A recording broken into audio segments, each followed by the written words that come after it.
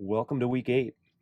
So you can see at the top it says 8.2 equivalent ratios. So we're starting a new unit on something called proportions. And you can think of a proportion as two ratios. And in parentheses, you see the word fractions there. A ratio is just a fraction that are equal to each other. So the fancy words equivalent ratios simply means equal fractions. And what we're going to do today is to get from one fraction to the next, all you have to do is simply multiply by some number.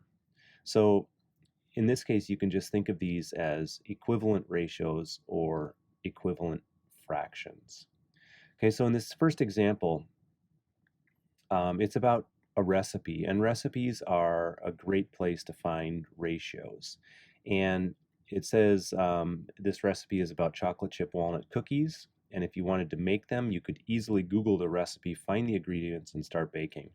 But it may require a little planning, because in this particular recipe, it requires 3 cups of flour that will make 22 cookies. So what we want to do is write this as a ratio and then come up with 2 more equivalent ratios. And I can explain what I mean when I actually do that. So the thing to think about is a ratio is comparing 2 things. And if we look at this example, we're comparing cups of flour to cookies. Okay, so what we want to do is we want to actually write that down as our ratio. So we have cups, and I'm just going to use one word from that to describe what it is in our ratio. And then the other thing we want to write down is cookies. Okay, so you can see I've got them color coded here. So we have cups on top, cookies on the bottom. And we're given 2 numbers that represent those things. So I'm just going to switch to black for the color. But we have 3 cups of flour and 22 cookies. Okay, so if we want to make an equivalent ratio, what we need to do is we need to change both of these numbers and by multiplying them by the same number. We don't want to change them, so we don't want to multiply the top number by 2, let's say, and the bottom number by 3, or the top number by 7 and the bottom number by 6. What we want to do is multiply the top and the bottom by the exact same number. So let's say that we multiply the top and the bottom by 2. So if we multiply by 2, 3 times 2 is 6. 22 times 2, that one's a little bit more challenging, but 22 times 2 is 44. So what we have here are 2 equivalent ratios. And what we could think about here is when we multiply by 2, we're doubling both of those numbers. So let's say you wanted to make these cookies, but instead of 22 cookies, you wanted 44. You wanted to double the number of cookies. You would just multiply everything by 2. And that's what we did in this case. So let's say we want to make another equivalent ratio. So let's say in this time, instead of doubling the recipe to make 22 cookies, let's say we want to make 3 times as many cookies. So what we would simply do is just multiply both numbers in our fraction by 3. But we want to be careful because it's really easy to multiply the wrong fraction by 3. We always want to go back to the original fraction. So we don't want to multiply the 6 and the 44 by 3. What we want to do is multiply the 3 and the 22 by 3. So 3 times 3 is 9, and 22 times 3 is 66. Okay, another way to think about this is if you look at the 3 fractions or 3 ratios that I have here, the first one is 3 over 22, and that can be considered our number 1, right? So that would be times 1. And the times 2, if you look at it, it just goes from 3 to 6. And then the times 3, it just goes from 3 to 9. Or if you notice, it's 3, 6, 9 across the top. And then the bottom is 22, 44, 66. So we see an equal change as we go forward if we multiply by numbers that are in order like we did. Okay, one thing that we're going to be doing with this video, we've had some problems with kids watching the video, and we're going to put some secret words in here. So the first secret word is football. That secret word needs to be entered in your assignment, so you're going to want to make sure that you remember that. So next thing I want you to do is try one of these on your own. See if you can come up with equal ratios for this example here.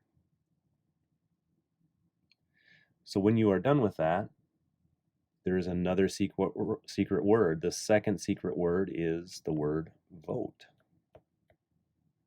So you're going to need to enter that into the assignment on Schoology.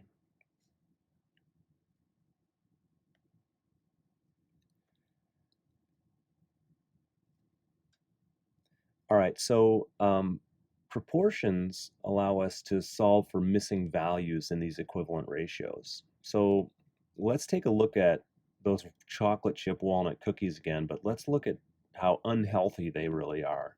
And things that are unhealthy are things like cholesterol.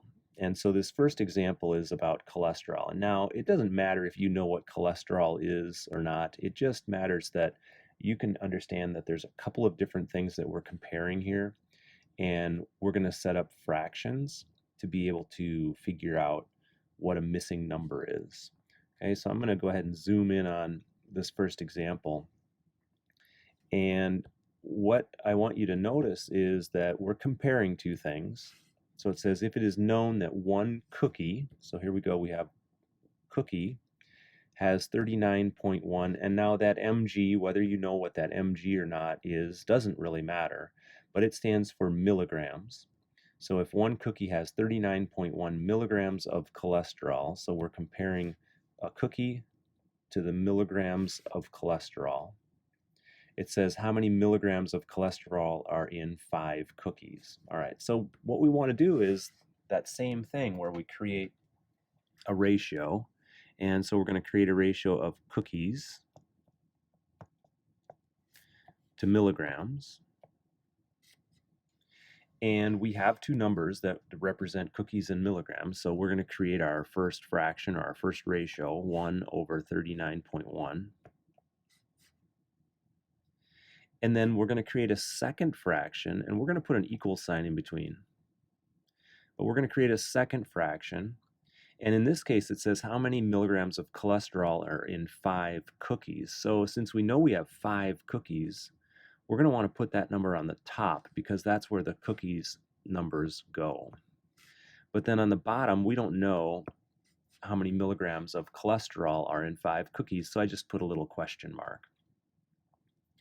And again, the thing that we just need to notice is that I'm looking at an equivalent ratio, and if I have two numbers, in this case the cookies, I can look at that and I can figure out what they did to the 1 to turn it into a 5. And the thing I should notice is that they just simply multiplied the 1 times 5 to equal 5. So if we multiplied the top by 5, I just need to multiply the bottom by 5 as well to figure out what goes where the question mark is. So it's as simple as just saying 39.1 times 5. And that's probably something that you're going to want to grab a calculator for because it's a decimal and it's kind of a goofy decimal. But if we do the math on that, it's 195.5. Okay, so the answer here for how many milligrams of cholesterol are in 5 cookies is 195.5 milligrams. Okay, so you can see all we did was look for the number that we multiplied something by, and then we did the same thing to the other number. In this example, it's about cookies still, but it says a daily recommendation says you should eat approximately 2,000 calories in a day. If one cookie has 368 calories, how many cookies can you eat before you meet the daily recommendation for calories?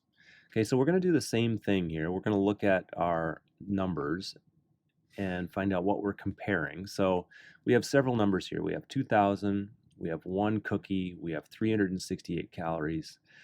The thing that I want you to focus on is when the two numbers are referenced in a sentence together. So in this case, if one cookie has 368 calories, that right there tells us what our ratio is. One cookie and 368 calories. So we can go ahead and create a ratio of cookies to calories.